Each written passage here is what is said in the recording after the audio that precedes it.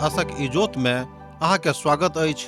यह कार्यक्रम हमरा के एकटा अवसर प्रदान करैत छथि कि हम बाइबल सँ जुड़ल चीज के अध्ययन क सकी आ यह जानू कि हमरा जीवन के लेल परमेश्वर के इच्छा की अछि। ई उद्देश्य के संग हम यह कार्यक्रम अहाँ के लेल प्रस्तुत क रहल छी। कृपया क देखू आ सुनू ताकि परमेश्वर अहाँ के जीवन के मार्गदर्शक ठहरे।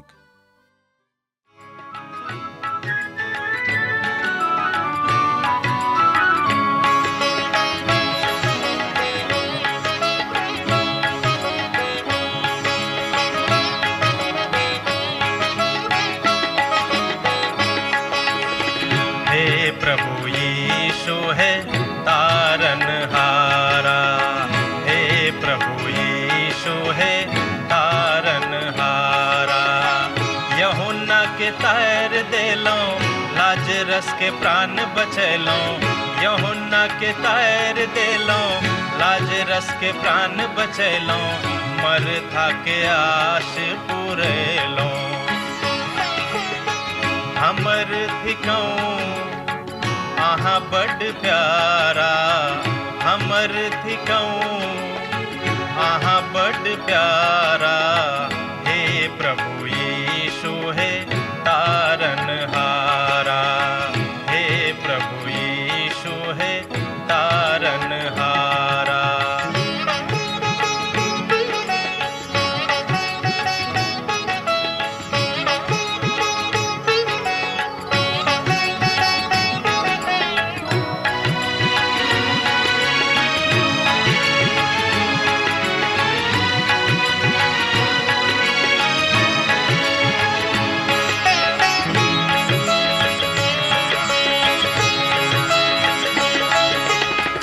सकल निधान करुणा निधि यीशु, सकल निधान करुणा निधि यीशु। कनिक अहाँ इम्हरो नजर फेरो, कनिक अहाँ इम्हरो नजर फेरो। जो अहन देखब त के हमरा देखत, जो अहन देखब त के हमरा देखत। दुखक काल में के हमरा सेवत, दुखक काल में के हमरा सेवत।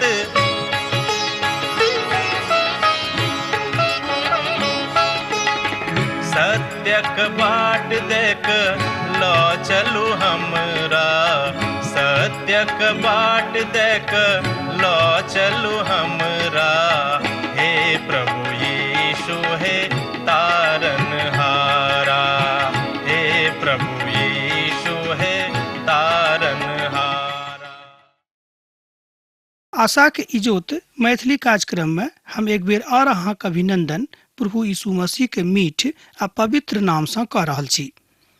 हमरा लोकन एहि तरह पहिल यूहन्ना के पोथी के दोसर अध्याय में पहुंच गेलहुं हैं। एहि क्रमबद्ध अध्ययन में आजुक दिन हमरा लोकन दोसर अध्याय के 1 पद आ 2 पद के देखब। अध्याय 2 में ओहि विचारक बा ओहि दर्शनक आनल गेल अछि जाय बातक ऊपर अध्याय 1 में बतावल गेल छल, तकरे क्रमबद्धता का आगाँ प्रभु के महान दास यूहन्ना ल जाय छथि। छोट छोट नेना के सेहो परमेश्वरक सहभागिता में रहबाक छनि। हमरा सब देखलहुँ जे हमरा लोकन परमेश्वरक संगे सहभागिता राखि सकैत छी जँ इजोत में चलब। शर्त यह अछि आ जहन हमरा सब इजोत से अलग भ जायब तऽ हमरा लोकन परमेश्वरक सहभागिता में नहीं चल सकलहुँ हैं। यह बुझबाक अछि जे मसीह के सोनित हमरा सभक समस्त पाप से दूर राखैत अछि और यह बात हमरा सब गोटे के अपन हृदय से बुझबाक अछि आ एही बातक हमरा सब गोटे के अपन अपन हृदय में रखबाक अछि आ तकरा मानबाक अछि। मसीह यीशु के पक्ष अर्थात समर्थ के साथ ओहि बातक बतौने अर्थात मसीह हमर सामर्थक थिकाहा। एहि बातक हमरा लोकन और स्पष्ट क सकैत छी छोट भाषा में कि मसीह यीशु अर्थात प्रभु यीशु मसीह समस्त सामर्थ्य के पिता छथि। परमेश्वर उनका हर प्रकार का सामर्थ्य दऽ देने रहन। हे हमर धियापुता, हम एहि बातक अहाँक लेल एहि दुआरे लिख रहलहुँ हैं जे पाप नहि करूं। आ जँ केओ पाप करैत तऽ पिताक लग में हमर एकटा सहायक छथि, अर्थात धर्मी यीशु मसीह। एहि बातक हमरा लोकनि पहिल यूहन्नाक पोथी 2 अध्याय के पद 1 में देखै छी। हमर छोट छोट धियापुता, ई बात अहाँक लेल लिखल जा रहल अछि जे अहाँ पाप नहि करब। यूहन्ना एहि बातक एहि दुआरे लिख रहल छथि जे परमेश्वरक धियापुता पाप नहि करथि, आ परमेश्वर पाप नहि करबाक लेल बहुत उपाय लगौने छथि। हमर कहनाइ ई अछि जे एहि विधा में अहाँक जिंदगी प्रभावी नहि होइत अछि कि नहि, अर्थात जँ अहाँ पाप करैत छी तऽ अहाँक जिंदगी प्रभावित भऽ जाइत अछि। किएक तऽ हमरा सब अपरिपक्व छी, एहि दुआरे ई संभव अछि कि हमरा लोकनि पाप कऽ सकलहुँ हैं आ परमेश्वरक महिमा से दूर भऽ सकलहुँ हैं। एतद एहिठाम संत यूहन्ना एहि बातक बड़ प्रभावी रूपे राखि रहल छथि कि अहाँ पाप नहि करब। हे छोट निन्हा सब, अपन प्रभुक संगति में बनल रहू, जाहिसँ अहाँ प्रभु यीशु मसीह के परिपक्वताक दिस बढ़ैत जाउ। संत पौलुस यह चाहैत छथि कि हमरा लोकनि सेहो वही परिपक्वताक दिस भागी जतऽ परमेश्वर अर्थात हुनक एकलौता पुत्र प्रभु यीशु मसीह चाहैत छथि। हुनको इच्छा यह रहनि। एहि बातक हमरा लोकनि हुनक पोथी सब में, पवित्र पोथी में देखै छी।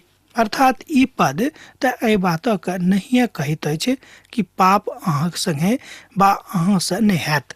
एक बेर और ध्यान दियौक, अर्थात एहि पद में एहि बातक नहिए बतावल गेल अछि जे पाप अहाँक संगे नहि रहत, अर्थात अहाँ से पाप नहि हैत। हमरा लोकनि मनुष्य छी, हमरा सब गोटे से पाप भऽ सकै छै, आर हमरा लोकनि पापक संगति में आगाँ से हो जा सकै छी। मुदा यूहन्ना बाजि रहल छथि जे हमरा सब पाप नहीं करी तो बड़ बढ़िया, मुदा परमेश्वर वही रीति से गप कऽ रहल छथि जे लाभदायक अछि। अर्थात जे बात मनुष्य जाति के लिए लाभदायक अछि, लाभ देवा वाला अछि, तकरे ऊपर ओ गप कऽ रहल छथि। वो चाहैत छथि जे हमरा सब हुनक वचनक सहभागिता में बड़ ईमानदारी के साथे आगाँ चली। संभावना अछि कि हमरा लोकनि तहन पाप नहीं करब। परमेश्वरक वचनक प्रति जो हमरा लोकनि ईमानदार रहब, जो हमरा लोकनि परिपक्वता में रहब, तहन हमरा सब गोटे से पाप नहीं हैत, अन्यथा भऽ सकै छै। हमरा स्मरण करब, अर्थात एहिठाम परमेश्वरक पुत्र बाजि रहल छथि कि जे केओ हमरा स्मरण करता है, हुनका हम स्मरण करबनि आ हुनका से पाप नहीं हेतैक। हमरा लोकनि एहि बातक पवित्र पोथी बाइबलक के पुरना नियम में बहुत ठाम देखै छी। मुदा स्मरण कराबऽ दिअ जे यूहन्नाक प्रथम पत्री एकटा पारिवारिक प्रेरितक पोथी अछि, और एहिठाम अहाँ सब पारिवारिक परमेश्वरक देख रहल छी, किएक तऽ तत्कालीन कलीसिया देही के स्वरूप में जानल जाइत रहेक। एहिठाम यह सत्य थिक, अर्थात एहि सत्यक ऊपर एहिठाम यूहन्ना बाजि रहल छथि।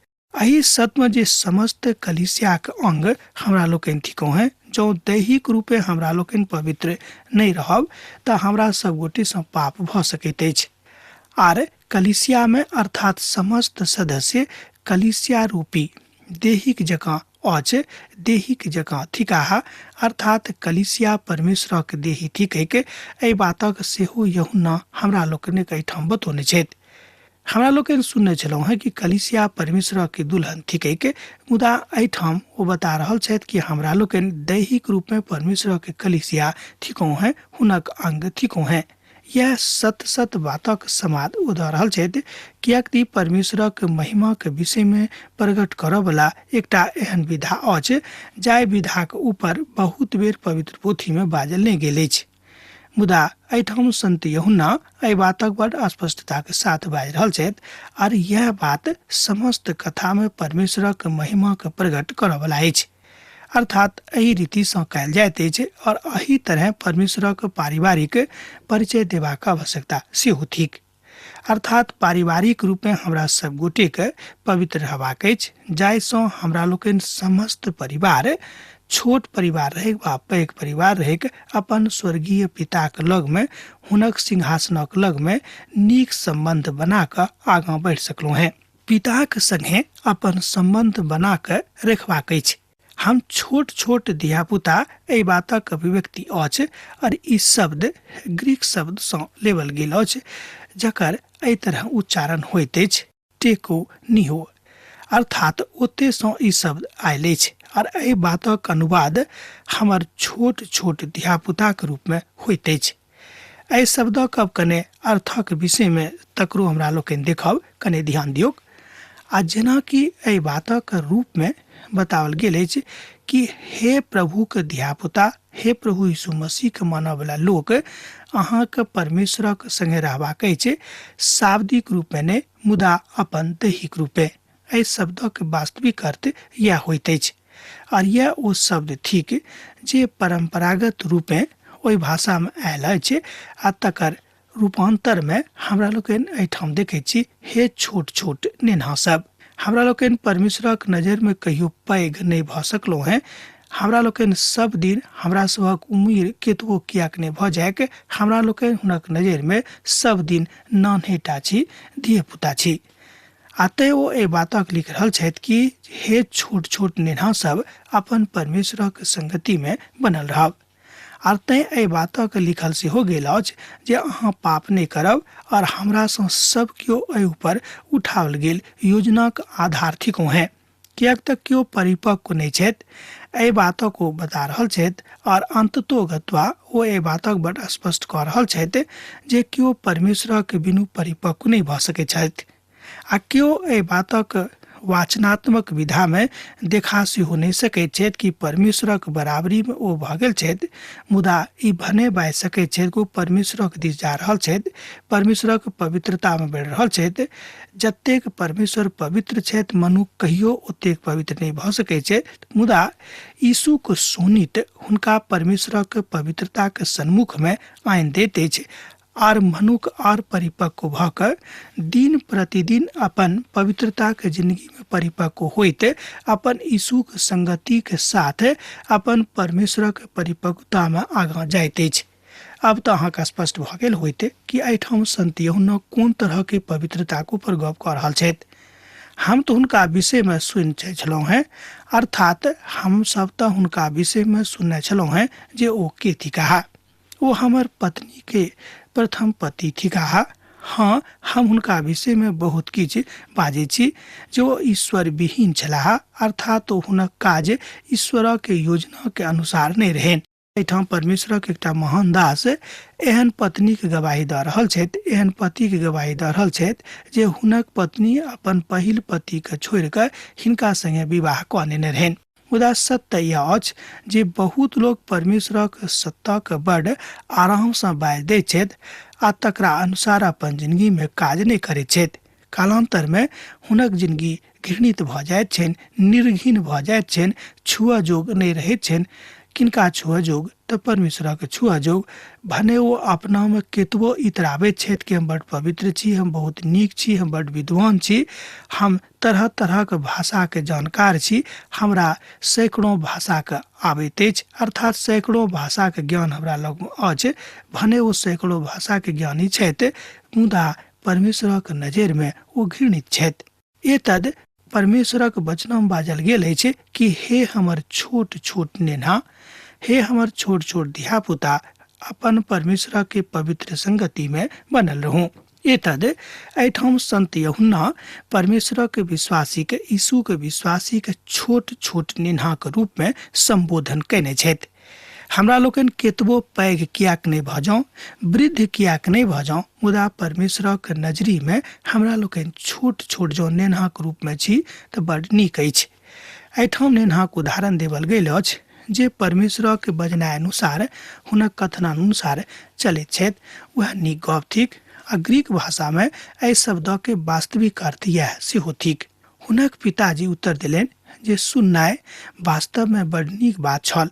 ओ बजलाह, बाबूजी, ओ प्रार्थना कैलाह जे परमेश्वर हुनक अर्थात हुनका सभक नीक धियापुता बना देथिन। आरो किछ कालक बाद अपन जिंदगी में एहि बातक सत्यापित होइत देखलाह, अर्थात सत्य होइत देखलाह। हुनक पिताजी बजलैथ, ई तऽ बड़ बढ़िया भेलैक। ओ छोट बेटी कने कालक लेल शांत भऽ गेली आ तहन ओ बातक किछ जोड़ के बाजली जे बाबूजी ओ तऽ अखनो धरि किछु नहि करैत छथि।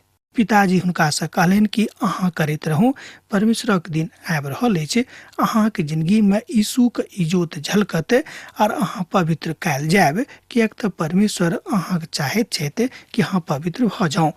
मुदा हाँ, अहाँके प्रभुक नजरी में एकटा छोट नेन्हा बनि कऽ रहबाक अछि, स्वयं के प्रस्तुत करबाक अछि। आ जौं हमरा सब अपने में बड़ ईमानदारी के साथ एही तरह के बातक करैत रहब तऽ हमरा लोकनि परमेश्वरक पवित्रता में स्वयं के परिपक्वता के दिस लऽ जेबै। कहियो नहीं बाजब जे हमरा सब पक्का छी और हमरा सब एहि परिपक्वता के लग में आबि गेल छी वा पहुँच गेल छी, जाबे धरि परमेश्वरक महिमा अहाँके जिंदगी में नहीं हैत। किएक तऽ ई बात अहाँके जिंदगी के अंतरंग में घमंड पैदा कऽ देत। एहिठाम संत यूहन्ना एहि बातक बाजि रहल छथि कि स्वयं के पवित्र करू, विनम्र करू, किएक तऽ जँ अहाँ पवित्र भऽ गेल छी तऽ अहाँके अंदर में विनम्रता आबि गेल हैत। यूहन्ना कहै छै जे हमर छोट छोट जे धिया पुता सब छथि, हम अहाँके एहि बातक एहि दुआरे लिख रहलहुँ हैं जे अहाँ अखन एहि बातक लेल गुणात्मक नहि मुदा परमेश्वरक नजदीकी में आबे के प्रयास करियौ। गुणात्मक करयवला परमेश्वर छथि, दोसर गप में गुणात्मक रूप में बढ़ाबय वाला परमेश्वर छथि। ओ स्वयं अहाँके आगाँ लऽ जेता, किएक तऽ समृद्धि परमेश्वरक दिससँ आबैत अछि। परमेश्वर एहि बातक बाजि रहल छथि, एहि बातक सिखा रहल छथि। अहाँ बा हम पाप में नहीं रही तऽ हुनका बड़ नीक लागतनि, किनका तऽ प्रभु यीशु मसीह के। आब हमरा सब ओहि बातक देखा जा रहल छी जे यूहन्ना आगाँ बाजि रहल छथि। कने हमरा संगे अहूँ पवित्र पोथी में मन लगौने रहब, हमर विश्वास अछि कि अहाँके मन लागैत अछि। पहिल यूहन्ना पोथी तकर 5 अध्याय आ तकर 18 पद एहि बातक कहैत अछि। जो अहाँके लग पवित्र बाइबिल अछि तऽ हमरा संगे देखियौ। पहिल यूहन्ना पोथी 5 अध्याय आ तकर 18 पद।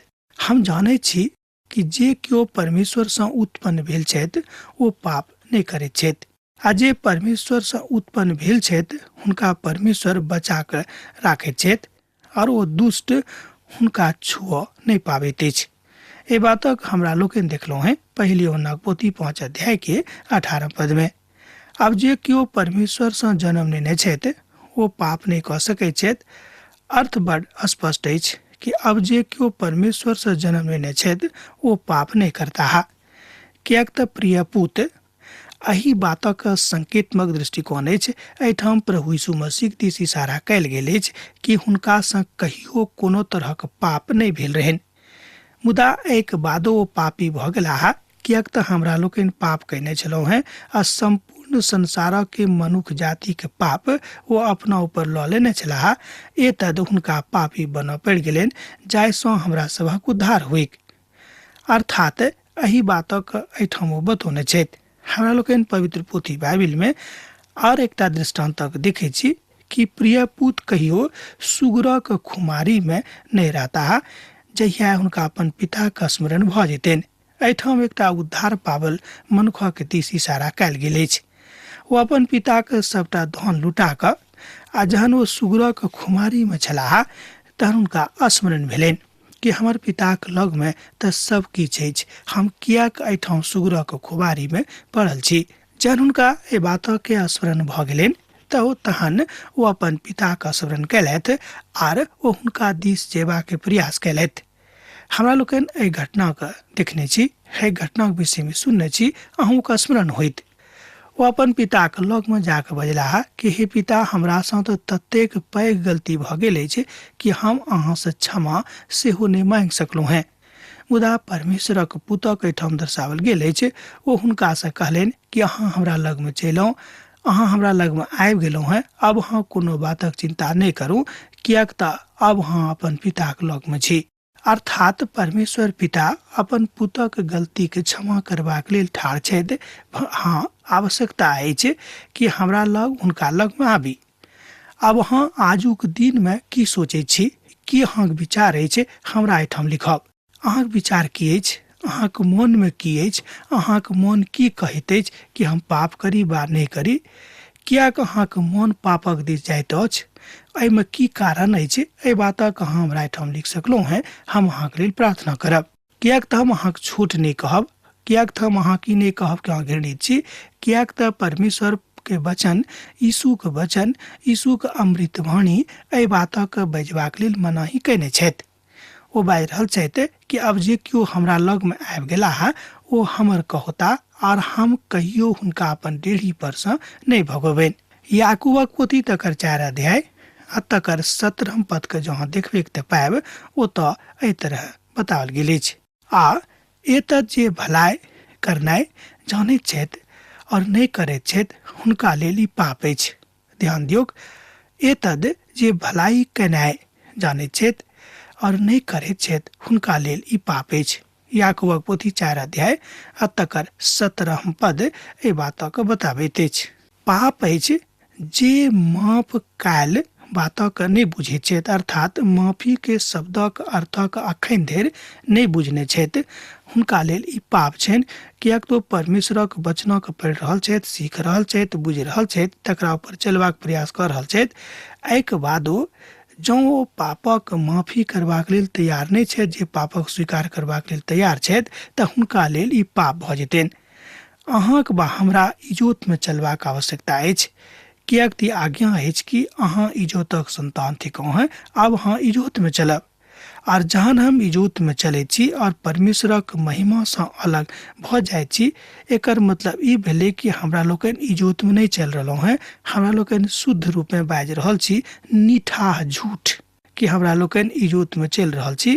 किएक तऽ जे केओ इजोत में चल रहल छै तऽ हुनका में माफीक आत्मा, हुनका में प्रेमक आत्मा, हुनका में दूसरा से प्रेम करबा के अथाह आत्मा आबि जेतनि। ई परमेश्वरक इजोतक चलबाक चिन्ह अछि। एहि बातक एहिठाम संत पौलुस बहुत स्पष्टताक साथ अभिव्यक्त कयने छथि। एहि बातक एहिठाम संत यूहन्ना सेहो बड स्पष्टताक साथ अभिव्यक्त कऽ रहल छथि। आ समस्त प्रभुक लोकक परमेश्वरक संगति में चलबाक अछि और एहि बातक जानबाक आवश्यकता सेहो अछि कि हुनका जिंदगी में परमेश्वरक काज भऽ रहल अछि कि नहि। एहि बातक विश्लेषण सेहो हुनका करबाक छनि। अर्थात अहाँके जिंदगी में पाप अछि कि नहि, अहाँ पापक दिस बढ़ि रहलहुँ कि नहि, एहि बातक विश्लेषण करबाक अछि।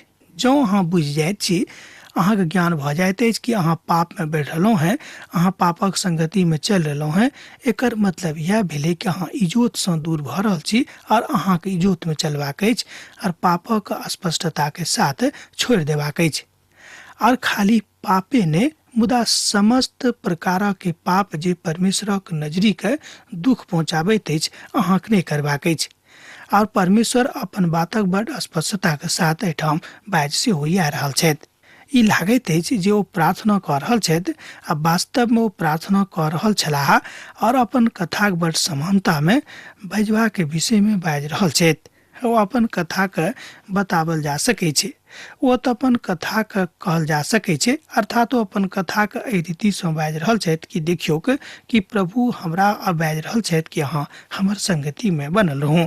अर्थात अहाँके अपन परमेश्वरक ऊपर संपूर्ण रूपे भरोसा करबाक अछि। ध्यान दियौ, अब अहाँके अपन परमेश्वरक ऊपर संपूर्ण रूपे विश्वास करबाक अछि, अर्थात मनसा वाचा कर्मणा तीनों रूपे अब अहाँके अपन प्रभु के ऊपर संपूर्णता के साथ विश्वास करबाक अछि। एहि संगे जो अहाँ करबे अर्थात जो परमेश्वरक संगति में एहि रीति से आगाँ जेबे तहन पिता परमेश्वरक प्रेम होय तऽ अहाँ अपन जिंदगी में देखब आ प्रभु के महिमा अहाँके जिंदगी में झलकत। तहन ई की बात अछि, ई बातक की लगाव अछि, प्रार्थना के की अर्थ अछि, प्रार्थना के कियाक आवश्यकता अछि, सब किछु परमेश्वरक ज्ञान अहाँके जिंदगी में परमेश्वरक इजोत उपस्थित भेलाक कारणे अहाँ स्वयं बुझ जायब। एकटा मेघ अहाँक और हमर उद्धारकर्ता के बीच में आबि जाइत अछि। ध्यान दियौ, एकटा मेघ अहाँक और हमर उद्धारकर्ता के बीच में आबि जाइत अछि और हम ओहि मेघक घबराहट से आगाँ जाय के इच्छा नहीं राखै छी। ओ मेघ शैतानक दिस अछि, ओ रुकावट अछि, तकरा खत्म करबाक अछि और हम ओहि गली दऽ कऽ जाय से पूर्व एहि बातक विचार करऽ लागै छी कि की हम ओतऽ दऽ कऽ जा सकब कि नहीं। वह हमर पापक के प्रायश्चित थिकाह और मात्र हमरे ने मुदा समस्त संसार के सेहो थिकाहा। पहिल यूहन्ना पोथी 2 अध्याय तक 2 पद ए बात कहते छ, वह हमर पाप के प्रायश्चित थिकाहा और मात्र हमरे टाने मुदा समस्त संसार के सेहो थिकाहा। वो त हमरा सभक पापक लेल मात्र प्रायश्चित नहीं थिकाहा, मुदा समस्त मनुष्य जाति के पापक के प्रायश्चित थिकाहा। एठाम यूहन्ना के अर्थात एठाम यूहन्ना अपन प्रेरितक पोथी में ए बातक बड़ घमंडक साथ बता रहल छथि, कियाक त परमेश्वर ए बातक ज्ञान हुनका दऽ देने रहन कि अहाँ बता दियो कि संपूर्ण मनुष्य जाति के प्रायश्चित हमी थी हुनक पापक हेतु। अब जे क्यों हमरा अपन उद्धारकर्ता के रूप में ग्रहण कऽ लेता, हम हुनका समस्त बात से उबारा दऽ देबेन।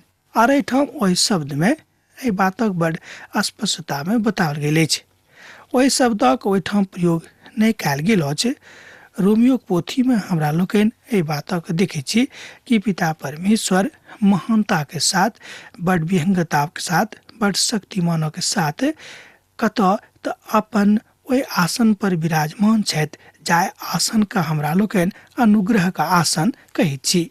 अर्थात मसीह यीशु परमेश्वर के और मनुख के बीच में अनुग्रह के सिंहासन के काज कर रहल छथि, अनुग्रह के सिंहासन पर बैसल छथि।